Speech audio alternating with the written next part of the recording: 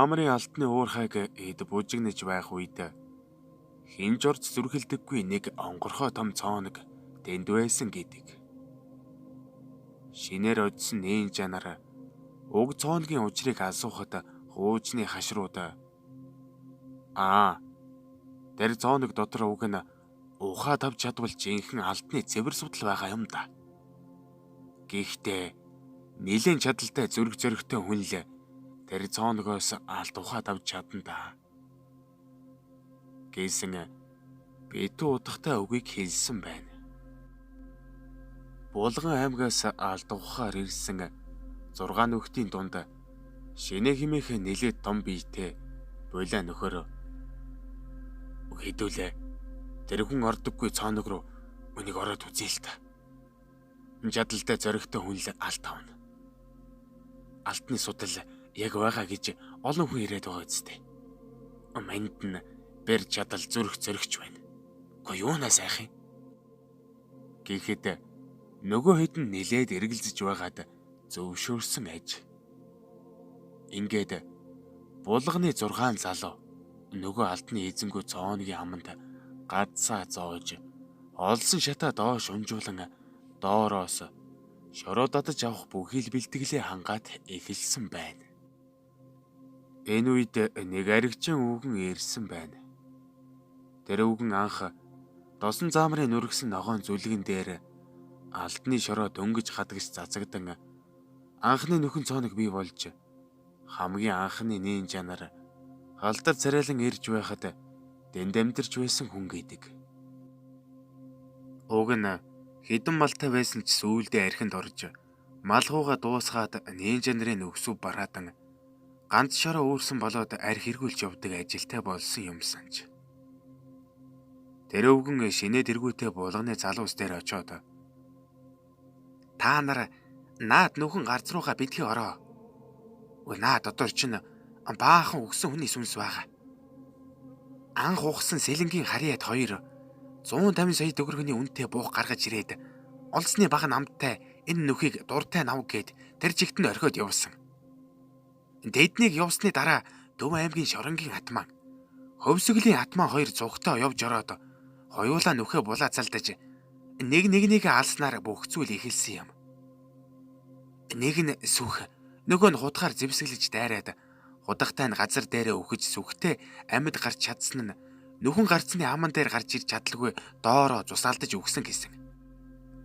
Төвөний дараа Хөвсгөлийн нөхдүүд энэ цооног манайх болсон гэж үзээд 2 нөхрийг оруулж шороо малтуулсан байгаа юм. Гэхдээ тэгсэн чинь хажуухан талд нь нөгөө сүхтүүлж өгдөг Төв аймгийн атмаа хэр нүүр нь нээлж бас болжгсан амтэн хамуудаа алд гарвал нааша жоохныг өгөөр гээд гараа сар байхад нь зэвхүүд нь жавар сэнгэнэж байсан гэдэг. Нөхөнд орсон Хөвсгөлийн залуус ч хомгүй хаяад гарсан та.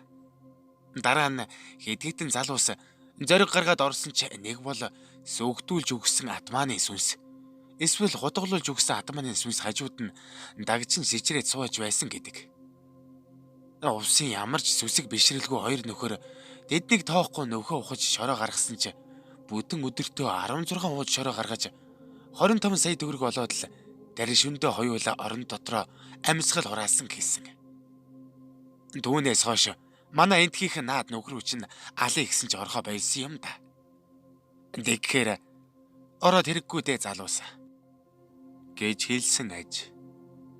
Гэвч өмнө сэлэнгийн ах дүүс 150 сая төгрөг.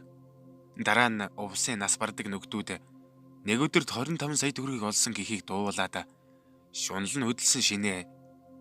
Үгүй яадгийг. Юунаас нь айдгийг. Үхэл үз.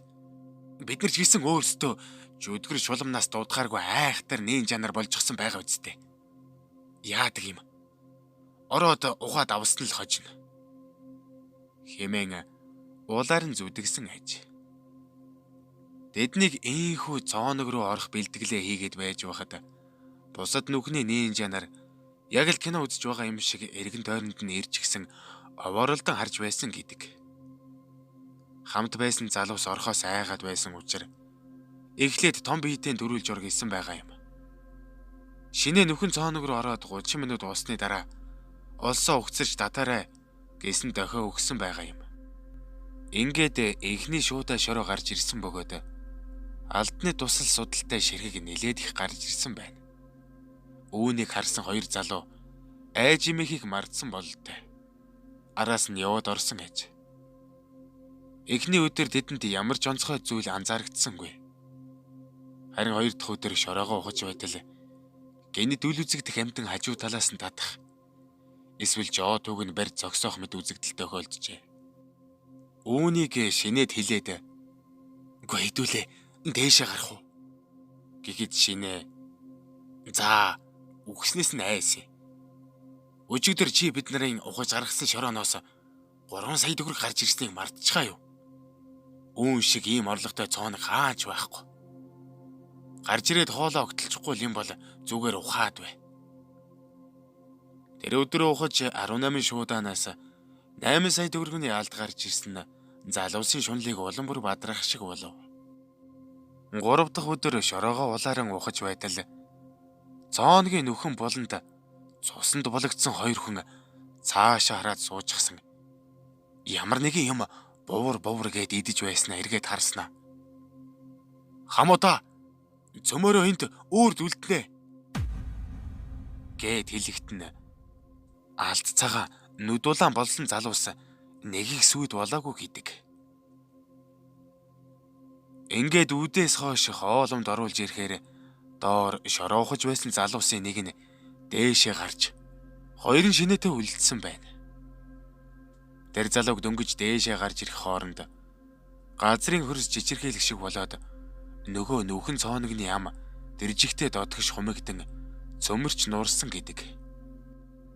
Нурсан нөхөн дотор 3 хүн байсан учраас тэр хаваар нэг бужигнан үүсэж хажууханд орших уулуурхан алтан дорнод компаниас хүнд техник хэрэгсэл дуудан булдаазар ирүүлж шороог ухаж эхэлсэн ээж.